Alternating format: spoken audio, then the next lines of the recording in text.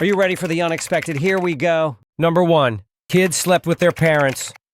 Forget the $600 crib, the sleep training apps, and the white noise machines. Ancient parents had one hack that modern parents now spend years rediscovering. It's called co-sleeping. Babies slept right next to their parents, usually tucked in with the mother. It wasn't about attachment theory or parenting books. It was survival. A baby left alone in a separate room was basically a snack invitation for predators. But here's the funny part. Modern science actually agrees with the cavemen.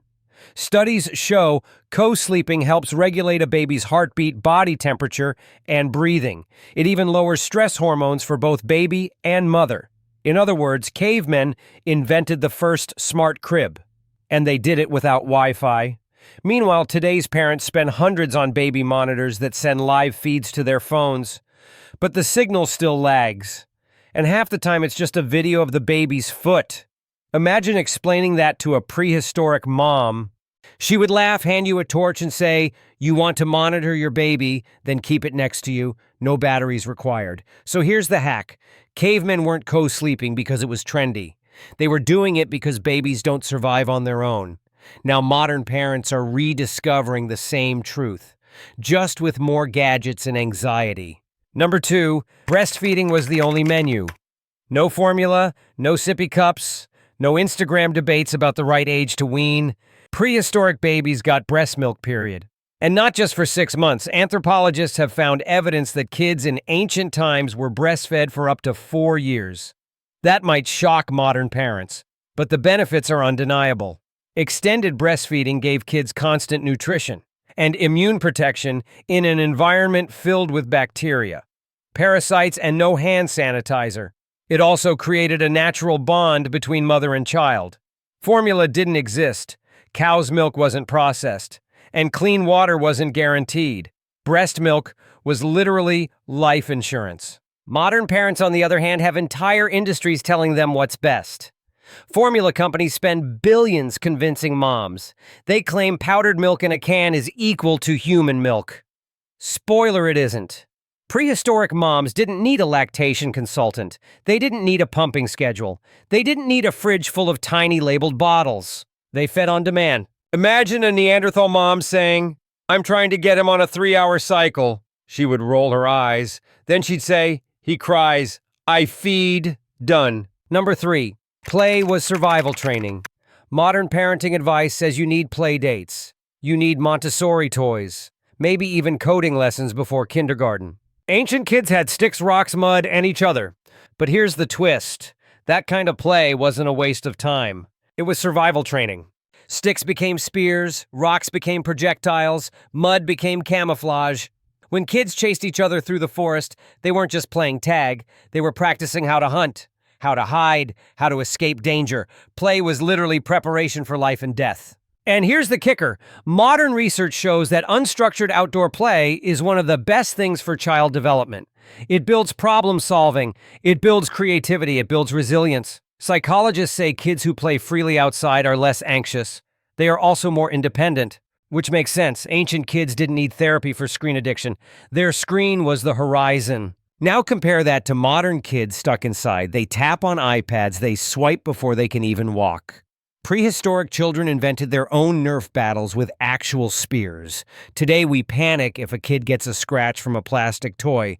Who do you think grew up with better reflexes? Number 4, the whole village raised the child. In hunter-gatherer societies, kids weren't just raised by mom and dad. They were raised by grandparents, by siblings, by uncles and aunts, by cousins, even by unrelated adults. Anthropologists call this alloparenting. Cavemen just called it Tuesday. If mom was busy gathering roots, an aunt might nurse the baby. If dad was hunting, an older cousin carried the toddler. If grandma wasn't telling stories, she was teaching survival skills. Parenting wasn't a solo project, it was a community effort. And here's what's fascinating. Studies of modern hunter-gatherer tribes show something important. Kids in these communal systems are more socially confident. They are also less anxious. This setup gives mom and dad a chance to breathe.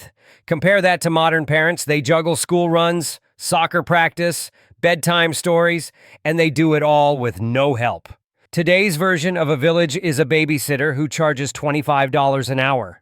The truth is simple. Cavemen didn't just survive because they were tough. They survived because they shared the load. The village wasn't just a metaphor, it was the actual operating system of childhood. Number 5, no overprotective parenting. Modern parents hover like helicopters. Playgrounds have rubber mats. Bike rides need helmets, pads, and GPS trackers. Prehistoric kids had none of that. They climbed trees, they swam in rivers, they played with fire. Yes, some of them got hurt, but the survivors grew up skilled. They grew up confident, they grew up tough. Imagine a Stone Age mom yelling, "Don't climb that rock, it's dangerous." She would never say that. She needed her kid to climb. One day he might need to escape a predator. A broken arm healed, getting eaten did not. And the science backs this up.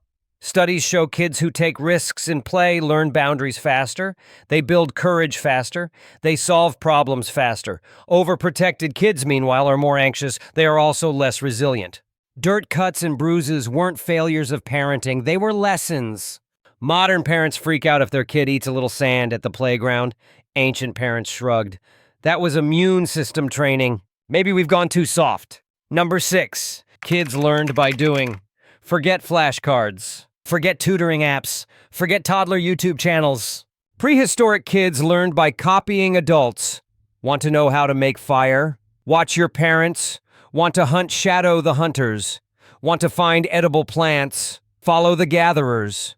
There were no classrooms, no tests, no PowerPoints, just real-world practice. And guess what? Modern science agrees. Observational learning is one of the most effective ways humans absorb knowledge. That's why your kid repeats the words you say. They copy your gestures. They imitate your habits. The difference is back then the habits were useful. Kids learned to track animals. They learned to weave baskets. They learned to navigate terrain. Today, kids learn to unlock your phone. They order stuff from Amazon without permission. Which one seems more valuable? And here's the kicker. Studies of indigenous communities today show something striking. Children who learn through observation often become highly skilled adults without formal education. They learn faster. They see the purpose of what they're doing. For a prehistoric kid, every lesson was survival. Number 7. Discipline came from nature. Modern parents debate endless methods of discipline. Timeouts, gentle parenting, reward charts. Cavemen didn't have parenting podcasts to argue about spanking. Their method was simple. Consequences came directly from nature. Touch the fire, you get burned.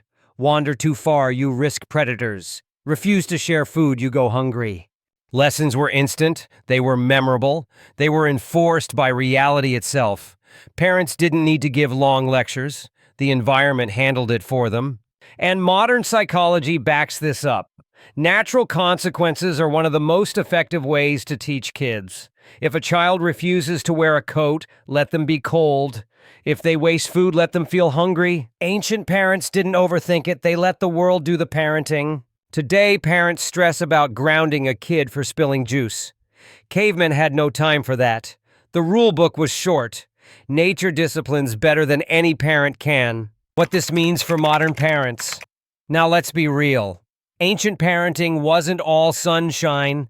Infant mortality was high. Childbirth was dangerous. Kids faced predators, diseases, and hunger. Nobody wants to go back to that. But if you strip away the dangers, you find hacks that modern parents are trying to reinvent through therapy research and best-selling books. Sleep close to your kids, feed them real food, let them play outside, share the parenting load, allow risks, teach by showing, let natural consequences happen. These hacks weren't designed by influencers, they were forged by survival.